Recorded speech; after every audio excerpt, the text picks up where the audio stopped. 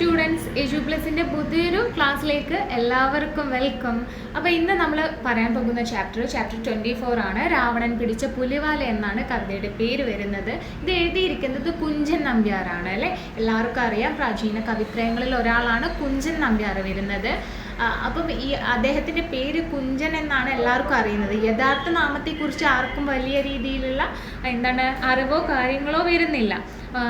പിന്നീടാണെങ്കിൽ അദ്ദേഹത്തിൻ്റെ തുള്ളൽ പ്രസ്ഥാനത്തിൽ അല്ലെങ്കിൽ തുള്ളൽ പ്രസ്ഥാനത്തിൻ്റെ ഉപജ്ഞാതാവാണെന്ന് നമുക്ക് കുഞ്ചൻ നമ്പ്യാരെ പറയാം. അപ്പോൾ എന്തൊക്കെ തുള്ളലാണ് അദ്ദേഹം രചിച്ചിട്ടുള്ളത്? ഓട്ടൻ, ശീതങ്കൻ, പറയൻ എന്നീ 3 വിഭാഗങ്ങളിൽ 50ഓളം തുള്ളലുകളാണ് നമ്പ്യാർ രചിച്ചിട്ടുണ്ടായിരുന്നത് കേട്ടോ. അപ്പം കൂടാതെ നിങ്ങൾക്കെല്ലാം കേട്ടിട്ടുണ്ടാകാം ശ്രീകൃഷ്ണ ചരിതം, മണിപ്രവാളം, പിന്നെ നളചരിതം, കിളിപ്പാട്ട്. ഇതൊക്കെ നമ്മൾ അറിയുന്ന തരത്തിലുള്ള അദ്ദേഹത്തിൻ്റെ തന്നെ മറ്റു കൃതികളാണ് വരുന്നത്. ഇനി ഇന്നത്തെ നമ്മുടെ ഈ ഒരു പാഠപുസ്തകത്തിലുള്ള രാവണൻ പിടിച്ച പുലിവാല് എന്ന ഈ ഒരു ഭാഗം ബാലി വിജയം ഓട്ടൻ തുള്ളലിൽ നിന്നാണ് എടുത്തിട്ടുള്ളത്. അപ്പം എങ്ങനെയാണ് ബാലി വിജയം ഓട്ടൻ തുള്ളലിൽ നിന്ന്? അപ്പം ഞാൻ ഈ ഒരു കവിത തുടങ്ങുന്നതിന് മുൻപേ ആയിട്ട് ഞാൻ നിങ്ങൾക്ക് ഇതിൻ്റെ തീം എന്താണ്, ആശയം എന്താണെന്ന് പറയാം. അതായത് മെയിനായിട്ട് ഇത്രയേ ഉള്ളൂ. നമ്മുടെ ഈ ഒരു നാരദ മഹർഷി രാവണനോട് എടുത്ത് പോയി പറയാണ്, നിന്നേക്കാൾ ബലവാനായിട്ട് ആരും തന്നെ ഇല്ല, നീ ജസ്റ്റ് ഒന്ന് വേണമെങ്കിൽ ബാലി എടുത്ത് പോയിട്ടൊന്ന് നീ നിൻ്റെ കരുത്ത് കാണിക്കൂ എന്ന രീതിയിലേക്ക് പറയാണ്. അപ്പം ഇതിൽ അഭിമാനം കൊണ്ട് രാവണൻ തൻ്റെ കരുത്ത് കാണിക്കണം എന്ന തോതിൽ നാരദ മഹർഷിയുടെ ആ വാക്കുകളിൽ വീണിട്ട് ബാലിയുടെ അടുത്ത് പോവാണ്. അപ്പം ഈ ഒരു ബാലി എന്ന് വെച്ച് കഴിഞ്ഞാൽ എന്താണ്? ഈ വാനരന്മാരെന്ന് വെച്ചാൽ കുരങ്ങന്മാരിൽ പ്രമുഖരായിട്ടുള്ള വാനര ശ്രേഷ്ഠനാണ് വരുന്നത്. അപ്പം രാമായണം അറിയുന്നവർക്ക് അറിയാലേ ബാലിനെ കുറിച്ചിട്ട്. അപ്പം ഈ ഒരു ബാലി സ്നാനം ചെയ്യലാണ്. ആ ഒരു ടൈമിലാണ് സ്നാനം ചെയ്യാന്ന് വെച്ചാൽ കുളിക്കുകയാണ്. നമുക്ക് സമുദ്രത്തിൽ പോയി കുളിക്കുന്ന ആ ഒരു ടൈമിലായിരുന്നു ഇങ്ങനെ ബാലിയുടെ അടുത്തേക്ക് നാരദനും നമ്മുടെ രാവണനും വരുന്നത്. അപ്പം അതാണ് നമ്മുടെ കവിതാ സന്ദർഭം വരുന്നത്. ബാക്കിയുള്ള കാര്യങ്ങൾ നമുക്ക് കവിതയിലൂടെ തന്നെ മനസ്സിലാക്കി എടുക്കാം. ഓക്കെ, അപ്പം കവിതയിലേക്ക് കടക്കാം. പ്രൗഢനാം നാരദന്റെ ചാടുമൊഴികൾ കേട്ടു മൂഢമതിയാം അവൻ രൂഢമതനായി തീർന്നു. പ്രൗഢബലൻ ബാലിയുടെ പാടവമോർത്തിയിടാതെ ചാടിച്ചെന്ന കപീന്ദ്രനോടങ്ങടുത്തുമല്ലേ. കൂടവേ മുനിയോട് കടാക്ഷിക്കുകയും ഓടിച്ചെന്നടുക്കയും പേടിച്ചിങ്ങൊഴിക്കുകയും. അപ്പോൾ ഈ ഒരു 6 വരികളിൽ എന്താണ് പറയുന്നത്?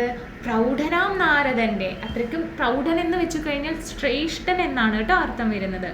അപ്പം ഈ ഒരു ശ്രേഷ്ഠനായിട്ടുള്ള നാരദ മഹർഷിയുടെ ചാടുമൊഴികൾ, അത്രയ്ക്കും പ്രിയപ്പെട്ട വാക്കുകളെയാണ് നമ്മൾ ചാടുമൊഴികൾ കൊണ്ട് ഉദ്ദേശിക്കുന്നത്. അപ്പം ഈ ഒരു നാരദൻ്റെ വാക്കുകൾ കേട്ട് മൂഢമതിയാമവൻ, മൂഢം എന്ന് വെച്ച് കഴിഞ്ഞാൽ മൂഢമുള്ള അല്ലെങ്കിൽ മൂഢമായിട്ടുള്ള മതിയോട് കൂടിയവൻ എന്നാണ് കേട്ടോ. മതി എന്ന് വെച്ച് കഴിഞ്ഞാൽ ബുദ്ധി എന്നാണ് അർത്ഥം വരുന്നത്. അപ്പം മൂഢമായിട്ടുള്ള മതി എന്ന് വെച്ച് കഴിഞ്ഞാൽ വിഡ്ഢിത്തരത്തെയാണ് ഉദ്ദേശിക്കുന്നത്. അപ്പം വിഡ്ഢിയായിട്ടുള്ള രാവണൻ ഇപ്പം എന്താ ചെയ്യുന്നത്? രൂഢമതനായി തീർന്നു, ദുരഹങ്കാരിയായിട്ട് മാറാണ് ചെയ്യുന്നത്.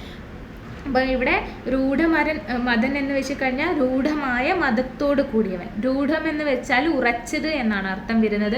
മതം എന്ന് വെച്ച് കഴിഞ്ഞാൽ അഹങ്കാരം. അപ്പം രൂഢമതൻ എന്ന് നമ്മൾ കമ്പൈൻ ചെയ്ത് പറയുമ്പം ദുരഹങ്കാരി അല്ലെ, ഉറച്ച അഹങ്കാരമുള്ളവനെ നമ്മൾ അഹങ്കാരി എന്ന് പറയുന്നതായിരിക്കും. അപ്പം ഈ ഒരു നാരദ മഹർഷിയുടെ വാക്കുകൾ കേട്ട് നമ്മുടെ രാവണന് ഇറങ്ങി പുറപ്പെടാണ്. ആരടുത്തേക്കാണ് പോകുന്നത്? ബാലിയുടെ അടുത്തേക്കാണ് പോകുന്നത്.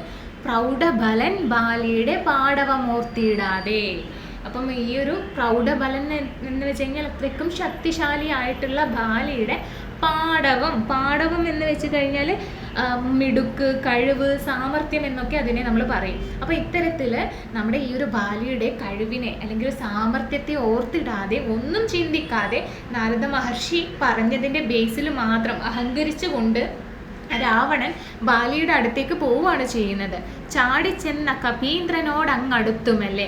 കപീന്ദ്രൻ എന്ന് വെച്ച് കഴിഞ്ഞാൽ വാനര ശ്രേഷ്ഠന്, കുരങ്ങന്മാരിൽ ശ്രേഷ്ഠനായിട്ടുള്ളവനാണ് ബാലി വരുന്നത്. അപ്പോൾ കപീന്ദ്രൻ എന്ന് വെച്ച് കഴിഞ്ഞാൽ ആ ഒരു ബാലിയെയാണ് കേട്ടോ ഇവിടെ പറയുന്നത്. അപ്പം ഇവിടെ രാവണൻ എന്താ ചെയ്യുന്നത്? ബാലിയുടെ അടുത്തേക്ക് പോവുകയാണ്. കൂടെ കൂടവേ മുനിയോട് കടാക്ഷിക്കുകയും ഓടിച്ചെന്നടുക്കയും പേടിച്ചിങ്ങൊഴിക്കുകയും. അപ്പോൾ എന്താണ് കൂടെ കൂടവേ മുനിയോട് കടാക്ഷിക്കുക എന്ന് വെച്ച് കഴിഞ്ഞാൽ കടക്കൺ നോട്ടം. അതായത് ബാലി അവിടെ സ്നാനം ചെയ്യலாம். അപ്പം രാവണൻ പിറകിലൂടെ പോകുമ്പോൾ ഇങ്ങനെ പേടിയുണ്ട്, നല്ല പേടിയുണ്ട് രാവണന്. അപ്പോൾ ഇത്രയും വലിയൊരു കുരങ്ങനാണല്ലോ മുന്നിലിരിക്കുന്നത്. അപ്പം എന്തായാലും ഭീരുവായിട്ട് പോകാൻ പറ്റില്ല. നാരദൻ ഇത്രയും നല്ല സൗമ്യമായിട്ടുള്ള വാക്കുകൾ തന്നെക്കുറിച്ച് പറഞ്ഞതാണല്ലോ. അപ്പം വേണോ വേണ്ടയോ അല്ലെങ്കിൽ ബാലിയുടെ അടുത്തേക്ക് പോകണോ എന്നുള്ള ഒരു സംശയം ആർക്കുണ്ട്? നമ്മുടെ ഈ ഒരു രാവണനുണ്ട്. എന്നിട്ട് കടക്കൺ നോട്ട് വിടല്ല. നാരദ മഹർഷി ഒന്നും ഇങ്ങനെ നോക്കാം. ചെറിയ കുട്ടികളൊക്കെ ഉണ്ടാവുമല്ലോ, വലിയ ധീരനാന്ന് പറഞ്ഞിട്ട് ഒരു കാര്യം ചെയ്യാൻ വേണ്ടിയിട്ട് പോകും. ഇനിയിപ്പോൾ അവിടെ എത്തിക്കഴിഞ്ഞാൽ പേടിയായിരിക്കും. അപ്പോൾ അമ്മേനെ തിരിഞ്ഞു നോക്കുന്ന ആ ഒരു രീതിയിലാണ്, ആ ഒരു സിറ്റുവേഷനാണ് നിങ്ങളിവിടെ ഓർക്കേണ്ടത്. അതാണ് ഇവിടെ വിവരിച്ചിരിക്കുന്നത്. അപ്പം ഇങ്ങനെ കടക്കണ്ണിട്ട് നോക്കുക അല്ലെങ്കിൽ കടാക്ഷിക്കുക എന്ന് വെച്ച് കഴിഞ്ഞാൽ ഇങ്ങനെ നാരദനെ നോക്കുകയാണ് ചെയ്യുന്നത് ഇവിടെ. ഇനി എന്നിട്ട് ഓടിച്ചെന്നടുക്കുക. അപ്പം നോക്കിക്കഴിഞ്ഞാൽ ഒന്നും കൂടി അയാളുടെ ബാലിയുടെ അടുത്തേക്ക് പോകും. പക്ഷെ അവിടെ എത്തിക്കഴിഞ്ഞാൽ പേടിച്ചിങ്ങൊഴിക്കുകയും. ഒഴുക്കാന്ന് വെച്ച് കഴിഞ്ഞാൽ എന്താണ്? ഒഴിഞ്ഞു മാറുക എന്നാണ്. പേടിച്ചിട്ട് പിന്നെ ഒഴിഞ്ഞു മാറി പിന്നെയും വരും. ഇതന്നെ ഇങ്ങനെ തുടർന്നുകൊണ്ടിരിക്കുക. ഇങ്ങനെ പലവട്ടം മുടനിങ്ങു വാങ്ങിയും ഉള്ളിൽ ഭയം തിങ്ങിയും അത്ര കണ്ടാൻ. അപ്പോൾ ഇവിടെ എന്താ പറയുന്നത്? ഇങ്ങനെ പല വട്ടം ഇങ്ങനെ ബാലിയുടെ അടുത്ത് പോകും, പേടിച്ചിട്ട് തിരികെ വരും. ഈ ഒരു പ്രോസസ്സ് തന്നെ ഇങ്ങനെ നടന്നുകൊണ്ടിരിക്കുകയാണ് ചെയ്യുന്നത്. ചങ്ങാതിയാകും മുനി തിങ്ങിന രസം പൂണ്ടു ഭംഗിയിൽ പറയുന്നു ലാങ്കുലം പിടിയെന്ന്. അപ്പോൾ ഇവിടെ എന്താ പറയുന്നത്? ഈ ഒരു രാവണന്റെ ഈ ഒരു കളി കാണുമ്പം ആർക്കാണ്? നാരദ മഹർഷിക്ക് ചിരി വരികയാണ്, നല്ല രസം വരികയാണ് അല്ലേ. രസം പൂണ്ടുക എന്ന് വെച്ച് കഴിഞ്ഞാൽ എന്താണ്? അത്രയ്ക്കും എന്താണ് ഈ ഒരു കളി കാണുമ്പോൾ അയാൾക്ക് നല്ല ഇതിൽ മത്ത് പിടിക്കുകയാണ് ചെയ്യുന്നത് കേട്ടോ. അപ്പോൾ എന്താണ് നാരദ മഹർഷി ഇനി അപ്പോഴാണ് രാവണനോട് പറയുന്നത്, നിങ്ങളിങ്ങനെ കളിക്കാതെ ചങ്ങാതി, നിങ്ങൾ എന്താണ് പോയി ആ ഒരു ബാലിയുടെ വാലങ്ങ് പിടിയെന്ന്. ലാങ്കുലം എന്ന് വെച്ച് കഴിഞ്ഞാൽ വാലെന്നാണ് അർത്ഥം വരുന്നത്. അപ്പോൾ ആ ഒരു ലാങ്കുലം പിടിയെന്ന് നാരദ മഹർഷി പറയാണ്. തൊണ്ടൻ രാവണൻ ഒന്നും മിണ്ടാതെടുത്തു പിമ്പേ നീണ്ടു തടിച്ച വാൽ കരം കൊണ്ട് പിടിച്ചുപോയി. അപ്പോൾ ഇത് കേൾക്കേണ്ട താമസം ആരാണ്? നമ്മുടെ ഈ ഒരു ബുദ്ധിയില്ലാത്ത വിഡ്ഢിയായിട്ടുള്ള തൊണ്ടൻ രാവണൻ എന്നാണ് പറയുന്നത്. ഓക്കെ, അപ്പോൾ തൊണ്ടൻ എന്ന് വെച്ച് കഴിഞ്ഞാൽ മടയൻ എന്നാണ് അർത്ഥം വരുന്നത്. അപ്പം ഈ ഒരു ഒന്നും കേട്ട പാതി കേൾക്കാത്ത പാതി എന്ന പോലെ തന്നെ പെട്ടെന്ന് പോയി രാവണൻ എന്ത് ചെയ്തു? ആ ഒരു ബാലിയുടെ വലിയ നീണ്ടു തടിച്ചിട്ടുള്ള വാല് അദ്ദേഹത്തിൻ്റെ ഒരു കൈ കൊണ്ട് പോയി പിടിച്ചു. ഒരു കൈ കൊണ്ട് ആ വാനരവരനുടെ പെരിയൊരു വാല് പിടിച്ചൊരു സമയം. അപ്പം എന്താണ്? ഒരു കൈ കൊണ്ട് നമ്മുടെ ആ ഒരു ബാലിയുടെ പെരിയൊരു വാല് പിടിച്ചെന്ന് വെച്ച് കഴിഞ്ഞാൽ അത്രയും വലിയ വാല് പിടിച്ച സമയം എന്ന് വെച്ച് കഴിഞ്ഞാൽ സമയത്തിൽ ആ സമയത്ത് തന്നെ എന്താണ് ചെയ്യുന്നത്? ഹരിയൊരു സംശയം എന്നീ കരമത് വരിയുന്നു നിജ വാലത് കൊണ്ട്. അപ്പം എന്താ ഇവിടെ ഹരി എന്ന് ഉദ്ദേശിക്കുന്നത്? വാനരനെയാണ് കേട്ടോ, ഈ ഒരു ബാലിനെയാണ് ഉദ്ദേശിക്കുന്നത്. ഹരി കുരങ്ങ് എന്നാണ് അർത്ഥം വരുന്നത്. അപ്പം എന്താണ് ഈ ഒരു കുരങ്ങ് എന്ന് വെച്ച് കഴിഞ്ഞാൽ ആരാണ്? നമ്മുടെ ബാലി സംശയമന്യേ ഒരു സംശയവും കൂടാതെ ബാലിക്ക് മനസ്സിലായിരിക്കുകയാണ് അയാളുടെ വാൽ ഒരാൾ പിടിച്ചിട്ടുണ്ട്, അത് രാവണനാന്ന് തന്നെ നിസ്സംശയം തീർത്തിട്ടുമുണ്ട്. അപ്പോൾ എന്താണ്? തൻ്റെ വാല് പിടിച്ച രാവണൻ്റെ കൈ നിജ എന്ന് വെച്ച് കഴിഞ്ഞാൽ തൻ്റെ എന്നാണ് കേട്ടോ അർത്ഥം വരുന്നത്. ഇവിടെ ആ ഒരു ഒറ്റ കൈ കൊണ്ട് വാല് പിടിച്ച രാവണൻ്റെ കൈ എന്താണ്? വാല് കൊണ്ട് തന്നെ നമ്മുടെ ഈ ഒരു ബാലി ചുറ്റി വരികയാണ് ചെയ്യുന്നത്. അതുനേരം ദശഗന്ധരൻ അവനൊരു ചതുവ് പിണഞ്ഞൊരു ഭാവത്തോടെ ചതുരൻ മുനിയുടെ മുഖമത് നോക്കി ഗതീനി എന്തിന് നെതി കാട്ടുന്നു. ഇനി മറ്റേ കൈ കൊണ്ടു പിടിപ്പാൻ മുനി തെറ്റെന്ന് വിളിച്ചു പറഞ്ഞു. അപ്പം എന്താണ്? ഇപ്പം ആളുടെ വാലിൽ പിടിച്ചിരിക്കുകയാണ് നമ്മുടെ രാവണൻ. അപ്പം ബാലി ചുറ്റി വരിഞ്ഞിരിക്കുകയാണ് ആ ഒരു കൈ. പെട്ടെന്ന് ചതവ് പറ്റിക്കഴിഞ്ഞല്ലോ, നമുക്കുണ്ടാവില്ലേ കുട്ടികൾക്ക് എന്തെങ്കിലും ചെയ്തിട്ട് അയ്യോ പറ്റിപ്പോയല്ലോ. അപ്പോൾ എന്താണ്? അവരെ മുഖം കാണാനേ ഒരുമാതിരി ഭാവമായിരിക്കും ഉണ്ടാവുന്നത്. ഇതേ അവസ്ഥ തന്നെയാണ് രാവണനും അയ്യോ ചതി പറ്റിപ്പോയല്ലോ. അപ്പം നാരദനോട് പറയാണ് എന്താ ചെയ്യേണ്ടതെന്നുള്ള ആ ഒരു ഭാവത്തോടെ നിൽക്കുകയാണ്. അപ്പം തന്നെ ചതുരൻ എന്ന് വെച്ച് കഴിഞ്ഞാൽ സമർത്ഥനായിട്ടുള്ള നാരദ മഹർഷി ഒന്നുകൂടെ പറയാണ്, ഒന്നും കൂടെ ഈ ഒരു ഇതിലേക്ക് രാവണനെ വീഴ്ത്താൻ വേണ്ടി പറയാണ്, കുഴപ്പമില്ല ഒറ്റ കൈ കൊണ്ടല്ലേ പിടിച്ച്, അടുത്ത കൈ കൊണ്ട് ഒന്നും കൂടെ ആ ഒരു വാല് കയറി പിടിക്കുന്നു. ഇനി മറ്റേ കൈ കൊണ്ട് പിടിപ്പാൻ മുനി തെറ്റെന്ന് വിളിച്ചു പറഞ്ഞു. അപ്പം എന്താണ്? മുനി തെറ്റെന്ന് വിളിച്ച് പറഞ്ഞു എന്ന് വെച്ച് കഴിഞ്ഞാൽ, തെറ്റെന്ന് വെച്ച് കഴിഞ്ഞാൽ പെട്ടെന്നാണ് കേട്ടോ അവിടെ അർത്ഥം വരുന്നത്. അപ്പോൾ പെട്ടെന്ന് തന്നെ മറ്റേ കൈ കൊണ്ട് ഒന്ന് പിടിച്ചോളൂ ആ വാലെന്ന് അവിടുന്ന് നാരദ മഹർഷി പറയാണ്. നിലവേറ്റം കുറയുന്നൊരു രാവണ മനമേറ്റം പുനരൊന്നു തെളിഞ്ഞു രണ്ടാമത്തെ കൈകൊണ്ടത ദശകണ്ഠൻ വാലു പിടിച്ചൊരു സമയം രണ്ടു കരങ്ങളും ഒരുമിച്ചതാ വാൽ കൊണ്ട് മുറുക്കി വരിഞ്ഞതു ബാലി. അപ്പൊ ഇവിടെ എന്താണ് ആ ഒരു ടൈമില് നിനവേറ്റം കുറയുന്നൊരു രാവണ. നിനവേറ്റം എന്ന് വെച്ച് കഴിഞ്ഞാൽ നിനവ് എന്ന് വെച്ച് കഴിഞ്ഞാൽ ചിന്ത. അപ്പൊ ചിന്താശക്തി കുറയുക എന്നാണ് ഇവിടെ അർത്ഥം വരുന്നത്, നിനവേറ്റം എന്ന് പറയുന്നത്. അപ്പൊ ചിന്താശക്തി കുറഞ്ഞ, നമ്മൾ നേരത്തെ പറഞ്ഞിട്ടുണ്ടോ മൂഢമതിയാണെന്ന് അല്ലെ, വിഡ്ഢിയാണെന്ന്. കാരണം ഇത്രയും വലിയൊരാളോടൊക്കെ ഇവൻ രാവണൻ പോയിട്ട് എന്താണ് യുദ്ധത്തിൽ യുദ്ധമല്ല, ജസ്റ്റ് ഇതിനു വേണ്ടി പോകുന്നതാണെങ്കിൽ തന്നെ ആൾക്ക് ചിന്താശക്തി നഷ്ടപ്പെട്ട് കഴിഞ്ഞല്ലോ. അപ്പോൾ ഇവിടെ കവി പറയാണ് അപ്പോഴേക്കും രാവണന്റെ ചിന്താശേഷിയൊക്കെ നഷ്ടപ്പെട്ട് കഴിഞ്ഞു. നിനവേറ്റം കുറയുന്നൊരു രാവണ മനമേറ്റം പുനരൊന്നു തെളിഞ്ഞു. അപ്പൊ എന്താണ് പുന എന്ന് വെച്ച് കഴിഞ്ഞാൽ വീണ്ടും എന്നാണ് കേട്ടോ. ഒന്നും കൂടെ ഓക്കെ തയ്യാറായിരിക്കുകയാണ് ചെയ്യുന്നത്. അപ്പൊ എന്താണ് രണ്ടാമത്തെ കൈകൊണ്ടതാ ദശകണ്ഠൻ വാലു പിടിച്ചൊരു സമയം. അപ്പൊ എന്താണ് രണ്ടാമത്തെ കൈ ഉപയോഗിച്ചും നമ്മുടെ ദശകണ്ഠൻ എന്ന് വെച്ച് കഴിഞ്ഞാൽ രാവണനെയാണ് കേട്ടോ പറയുന്നത്. രണ്ടാമത്തെ കൈകൊണ്ടതാ ദശകണ്ഠൻ, രാവണൻ തന്റെ രണ്ടാമത്തെ കൈകൊണ്ട് വാല് ഒന്നും കൂടെ പോയി പിടിച്ചു. രണ്ടു കരങ്ങളും ഒരുമിച്ചതാ വാൽ കൊണ്ട് മുറുക്കി വരിഞ്ഞതു ബാലി. അപ്പൊ എന്താണ് ഇവിടെ ചെയ്യുന്നത്? അധ എന്ന് വെച്ച് കഴിഞ്ഞാൽ പിന്നീട് എന്നാണ് അർത്ഥം കേട്ടോ. അപ്പൊ ഇവിടെ നമ്മുടെ രണ്ട് കൈ കൊണ്ട് ഇപ്പം പിടിച്ചു കഴിഞ്ഞപ്പോൾ നമ്മുടെ ബാലി എന്ത് ചെയ്തു? ആ രണ്ട് കരങ്ങളും കൂടിയിട്ട് രാവണന്റെ കരങ്ങളും കൂടെ മുറുക്കി വരിഞ്ഞിരിക്കുകയാണ് ചെയ്യുന്നത്. രണ്ടു കരം പണയത്തിലായതു കണ്ടില്ലേ ഇന്നെൻ്റെ മുനീന്ദ്ര, ചെണ്ട പിണപ്പാൻ തന്നെ നമ്മെ കൊണ്ടിഹ പോന്നു ഭവാനിവിടേക്ക്. അപ്പൊ എന്താണ് ഇപ്പോഴും പെട്ടിരിക്കുകയാണല്ലേ നമ്മുടെ രാവണൻ, രണ്ട് കൈയും ആ ഒരു വാലിന്റെ ഉള്ളിലായിരിക്കുകയാണ്. അപ്പം രാവണൻ ഇങ്ങനെ പറഞ്ഞാണ് രണ്ട് കരം പണയത്തിലായത് അല്ലേ. അതെ, കരം എന്ന് വെച്ചാൽ കൈ എന്നാണ് അർത്ഥം വരുന്നത്. എൻ്റെ രണ്ട് കൈയും ഇപ്പം പണയത്തിലാണ്. പണയത്തിലാവാന്ന് വെച്ച് കഴിഞ്ഞാൽ എന്താണ്, അത് അതിൻ്റെ ഉള്ളിലാണ് അല്ലേ, ആ വാലിന്റെ ഉള്ളിലാണെന്നാ പറയുന്നത്. ഇതിന് വേണ്ടിയിട്ടായിരുന്നോ മുനീന്ദ്ര എന്നെ ഇവിടത്തേക്ക് പിണപ്പാൻ തന്നെ, ചെണ്ട പിണപ്പാൻ തന്നെ എന്ന് കൊണ്ട് ഉദ്ദേശിക്കുന്നത് അപകടത്തിലാക്കാൻ. ഈ ഒരു അപകടത്തിലാക്കാനാണോ മുനീന്ദ്ര നാരദ മഹർഷി നീ എന്നെ ഇവിടത്തേക്ക് കൊണ്ടുവന്നിരിക്കുന്നതെന്നാണ് ചോദിക്കുന്നത്. ഇണ്ടലോടിങ്ങനെ രാവണഭാവം കണ്ടു രസിച്ചു മുനീശ്വരനുചേ. അപ്പം എന്താണ് ഇണ്ടലോടിങ്ങനെ എന്ന് വെച്ച് കഴിഞ്ഞാൽ, ഇണ്ടൽ എന്ന് വെച്ച് കഴിഞ്ഞാൽ ദുഃഖത്തോടെയുള്ള രാവണന്റെ ഈ ഒരു ഭാവം, അയ്യോ ഞാൻ പെട്ടുപോയല്ലോ നാരദ മഹർഷി എന്ന് പറയുന്ന ആ ഒരു ഭാവം ഉണ്ടല്ലോ രാവണന്റെ. അപ്പം ഇത് കണ്ട് ഈ നമ്മുടെ നാരദ മഹർഷിക്ക് നല്ല രസം പിടിക്കുകയാണ് ചെയ്യുന്നത്. അപ്പം അദ്ദേഹം പറയാണ് നീണ്ടു തടിച്ചൊരു കൈകൾ തിരുപതു കൊണ്ടും തെരുതരെ അങ്ങു പിടിക്ക. നാരദമുനിയുടെ വാക്കുകൾ കേട്ടതി നീരസികൻ നിശിചാരി കുലേന്ദ്രൻ 20 കൈകൾ കൊണ്ടും പരിചൊടു തെരുതരെ വാലു പിടിച്ചൊരു സമയം രാത്രിഞ്ചരനുടെ ഗാത്രമശേഷം കോർത്തു വലിച്ചു വരിഞ്ഞിതു വാലാൽ തീർത്ഥസ്നാനം ചെയ്യിപ്പിച്ചു കൃതാർത്ഥനായതു ബാലിയും അപ്പോൾ. അപ്പം എന്താണ് ഇവിടെ നടക്കുന്നത്? ഇപ്പം നാരദ മഹർഷി ഇപ്പം നല്ല രസത്തിലാണ് ഇരിക്കുന്നത്. രണ്ട് കൈ ഇപ്പം വാലിൻ്റെ ഇടയിലാണ് ഉള്ളത് രാവണൻ്റെ. അപ്പം രാവണൻ ഇങ്ങനെ നാരദ മഹർഷിനോട് ചോദിക്കുമ്പം പറയാണ് രണ്ട് കൈയല്ലേ ഉള്ളൂ, നിനക്ക് 10 തലയുള്ള ആളാണല്ലേ രാവണന്. അപ്പം ഈ ഒരു 10 തലയ്ക്ക് എന്താണ് 2 സെറ്റ് കൈ വീതം ഉണ്ടാവും, അങ്ങനെ 20 കൈ ഉണ്ടാവും. അപ്പം നീ എന്താണ് നിന്റെ ആ ഒരു 20 കൈ കൊണ്ടും പിടിക്കുമെന്ന് രീതിയിലേക്ക് പറയാണ്. നീണ്ടു തടിച്ചൊരു കൈകൾ തിരുപതു കൊണ്ടും തെരുതരെ അങ്ങ് പിടിക്കുക. അതായത് ഈ ഒരു നിനക്ക് നല്ല പുഷ്ടമായിട്ടുള്ള 20 കൈയില്ല, ആ ഒരു എല്ലാ 20 കൈയും എടുത്തിട്ട് നീ പിടിക്കൂ ആ വാലെന്ന് പറയുന്നു. നാരദ മുനിയുടെ വാക്കുകൾ കേട്ടത് നീരസികൻ നിശിചാരി കുലേന്ദ്രൻ. അപ്പൊ ഇവിടെ എന്താ പറയുന്നത്? ഇപ്പം നാരദ മഹർഷീൻ്റെ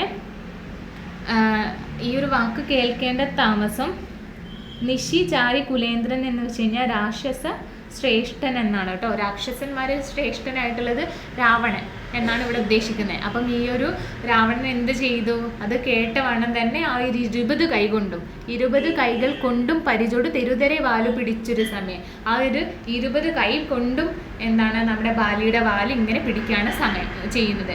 രാത്രിഞ്ചരനുടെ ഗാത്രമശേഷം കോർത്തു വലിച്ചു വരിഞ്ഞത് വാലാൽ. രാത്രിഞ്ചരൻ എന്ന് വെച്ച് കഴിഞ്ഞാൽ ഇവിടെ പറയുന്നത് എന്താണ് ബാലിയാണ് കേട്ടോ. അപ്പം ഇവിടെ നമുക്ക് നോക്കാം ഈ ഒരു രാത്രിഞ്ചരനുടെ ഗാത്രമശേഷം. ഗാത്രം എന്ന് വെച്ച് കഴിഞ്ഞാൽ ശരീരം എന്നാണ് അർത്ഥം വരുന്നത്. അപ്പം ഈ ഒരു ശരീരം മൊത്തം ആര് വരിഞ്ഞിരിക്കുകയാണ്? നമ്മുടെ ബാലി വരിഞ്ഞിരിക്കുകയാണ് ചെയ്യുന്നത്. തീർത്ഥസ്നാനം ചെയ്യിപ്പിച്ചു കൃതാർത്ഥനായത് ബാലിയും.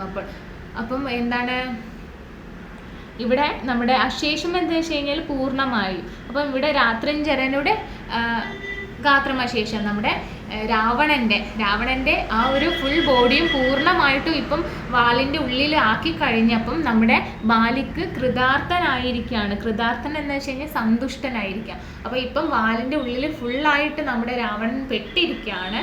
എന്നിട്ട് ഈ ഒരു പെട്ടിരിക്കുന്ന രാവണനെ സ്നാനം ചെയ്യിപ്പിക്കുകയാണ്, കുളിപ്പിക്കുകയാണ് ചെയ്യുന്നത്. പുണ്യജലത്തിലുള്ള കുളി എന്നാണ് ഉദ്ദേശിക്കുന്നത്. അപ്പോൾ എന്താണ് ബാലി ആളുടെ വാല് അങ്ങോട്ടും ഇങ്ങോട്ടേക്കും വെള്ളത്തിലിട്ട് ഇങ്ങോട്ടേക്ക് ആട്ടി കളിക്കുക ചെയ്യുന്നത്. അപ്പോൾ എന്താണ് രാവണൻ അവിടെ കുളിക്കുകയാണ് ചെയ്യുന്നത്. അപ്പോൾ ഇത്തരത്തിൽ ഇങ്ങനെ ഒരു ഇത് ചെയ്ത് കഴിഞ്ഞപ്പോൾ ബാലിക്കും നിർവൃതിപ്പെടുകയാണ് ചെയ്യുന്നത്. അപ്പോൾ ഇത്രയേ ഉള്ളൂ കേട്ടോ ചാപ്റ്റർ വരുന്നത്. അപ്പം നമ്മൾ കണ്ടു എന്താണ് ഇവിടെ ഇതിൻ്റെ ആശയം എന്ന് പറയുന്നത്. അപ്പം എല്ലാവർക്കും കവിത ഇഷ്ടപ്പെട്ടെന്ന് വിചാരിക്കുന്നു. ഇത്രയേ ഉള്ളൂ കവിത വരുന്നത്. അതിൻ്റെ എല്ലാ തീമും കാര്യങ്ങളൊക്കെ ഞാൻ പറഞ്ഞിട്ടുണ്ട്. ഇനി കുറച്ച് ക്വസ്റ്റ്യൻസും കാര്യങ്ങളൂടെ നോക്കിക്കഴിഞ്ഞാൽ പെട്ടെന്ന് തന്നെ ഈ ഒരു കവിത ഭയങ്കര ഈസി ആയിട്ടുള്ളതാണ് കേട്ടോ. കുഞ്ചൻ നമ്പ്യാർ നല്ല രീതിയിൽ എല്ലാവർക്കും മനസ്സിലാവുന്ന രീതിയിലേക്ക് തന്നെയാണ് എഴുതിയിട്ടുള്ളത്. ഒരു ചെറിയ തോതിൽ ഈ ഒരു കവിതയുടെ മുൻപേ നമ്മൾ കേട്ട് പരിചയമുള്ളതാണെങ്കിൽ നമുക്ക് പെട്ടെന്ന് തന്നെ ഇത് എന്താണ് ഇതിൻ്റെ ആശയം മനസ്സിലായവർക്ക് പെട്ടെന്ന് തന്നെ കവിതയും ആക്സസ് ചെയ്യാൻ പറ്റുന്നതായിരിക്കും. അപ്പോൾ നമുക്ക് ഇതിൽ ക്വസ്റ്റ്യൻസ് നോക്കാം. നാരദൻ്റെ വിശേഷണം ഏത്? അപ്പം എന്താണ് നാരദനെ എങ്ങനെയാണ് വിശേഷിപ്പിച്ചിരിക്കുന്നത്? അതായത് മൂഢമതി പ്രൗഢൻ രൂഢമതി പ്രൗഢബലൻ. എങ്ങനെയായിരുന്നു നമ്മൾ നാരദനെ ഫസ്റ്റ് വരികളിൽ നാരദനെയാണല്ലേ വിശേഷിപ്പിച്ചിട്ടുള്ളത്. പ്രൗഢൻ അല്ലേ, ശ്രേഷ്ഠനായിട്ടുള്ള നാരദ മുനിനെ കുറിച്ചിട്ടാണ് പറഞ്ഞിട്ടുള്ളത്. അപ്പോൾ പ്രൗഢൻ എന്നാണ് ശരിയായിട്ടുള്ള ആൻസർ വരുന്നത്. ഇനി രണ്ടാമത് വരുന്നത് മൂഢമതിയാം അവൻ എന്നിടത്ത് അവൻ എന്ന പദം കൊണ്ട് സൂചിപ്പിക്കുന്നത് ആരെ?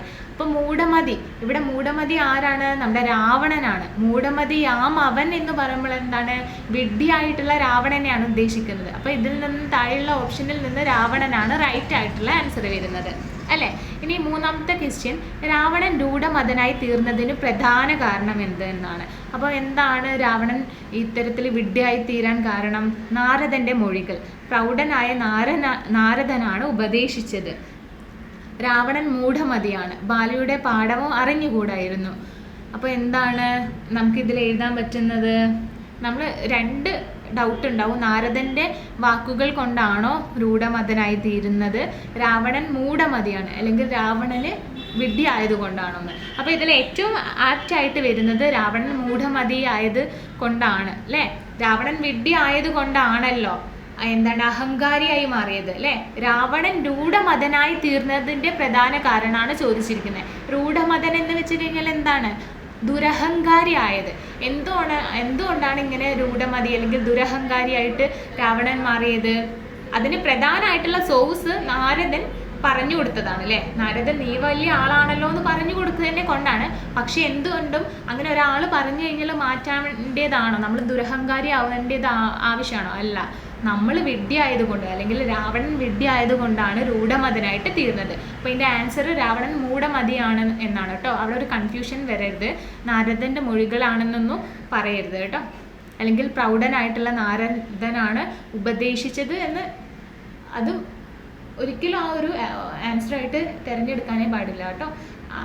രാവണൻ വിഡ്ഢി ആയതുകൊണ്ടാണ് അവന് അഹങ്കാരിയായിട്ട് മാറിയത്. അതേ ഉള്ളൂ അതിൻ്റെ ആൻസർ വരുന്നത്. ഇനി നാലാമത്തതെന്ന് വെച്ച് കഴിഞ്ഞാൽ രാവണൻ ഓർക്കാതെ പോയത്. എന്താണ് രാവണൻ ഓർക്കാതെ പോയത്?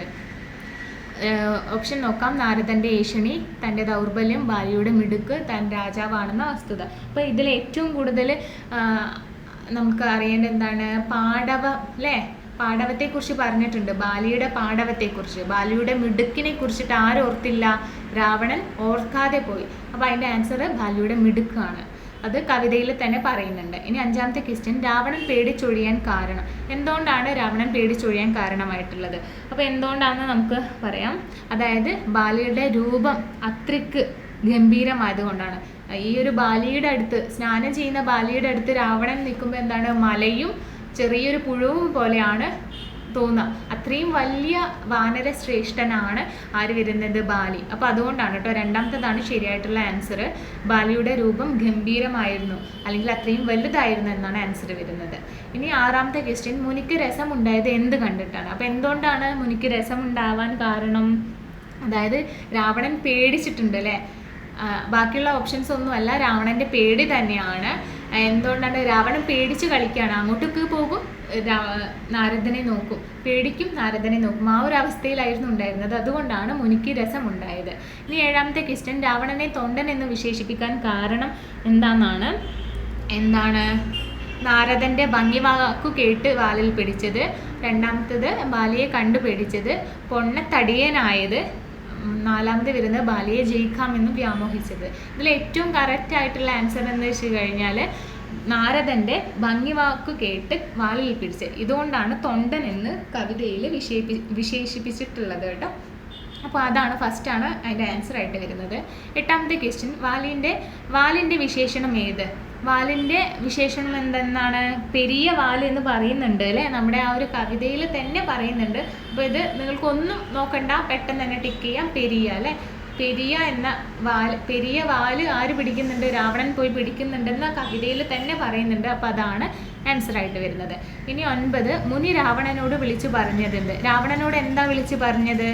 തിരിഞ്ഞിങ്ങ് പോരൂ, ഇനി മറ്റേ കൈ കൊണ്ട് പിടിക്കൂ, കുരങ്ങനെ അടിക്കൂ, അനങ്ങാതെ നിൽക്കൂ. ഇതെല്ലാവർക്കും കറക്റ്റ് ആക്കാൻ പറ്റിയ ആൻസർ ആയിരിക്കും. എല്ലാവർക്കും അറിയാം അല്ലേ, മറ്റേ കൈ കൊണ്ടുകൂടെ പിടിക്കൂന്ന് അല്ലേ. എല്ലാ കൈ കൊണ്ടും പിടിക്കാൻ വേണ്ടിയിട്ടായിരുന്നു നാരദ ഉപദേശിച്ച് കൊണ്ടിരിക്കുന്നത് ആ ഒരു എൻ്റെ കവിതയിലും. അപ്പോൾ ഇതിൻ്റെ അകത്തുനിന്ന് ചൂസ് ചെയ്യാൻ പറ്റുന്നതായിരിക്കും എന്താണ്, ഇനി മറ്റേ കൈ കൊണ്ട് പിടിക്കൂ എന്നുള്ളതാണ് അതിൻ്റെ ആൻസർ വരുന്നത്.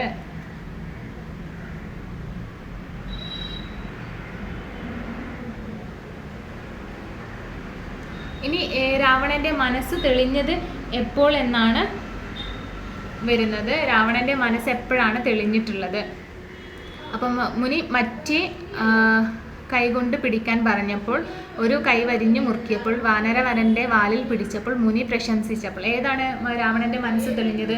ഒരു കൈ കൊണ്ട് പിടിച്ചു അല്ലേ. അപ്പം എന്താണ്, ഭാവം മാറി. പിന്നെ അപ്പം മുനി പറയണം മറ്റേ കൈ കൊണ്ടുണ്ടല്ലോ, മറ്റേ കൈ കൂടെ ഉണ്ടല്ലോ, അതുകൊണ്ട് പിടിക്കൂന്ന്. അപ്പോഴാണ് രാവണൻ്റെ ഭാവം അല്ലെങ്കിൽ മനസ്സ് തെളിഞ്ഞിട്ടുണ്ടായിരുന്നത്. അപ്പം ഇനി മറ്റേ കൈകൊണ്ട് കൂടെ പിടിക്കുമെന്നാണ് എൻ്റെ ആൻസർ വരുന്നത് കേട്ടോ.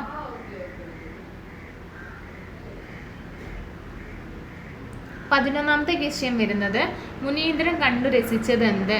എന്താണ് മുനീന്ദ്രൻ കണ്ടു രസിച്ചത്? 1 രാവണൻ്റെ ഭാവം,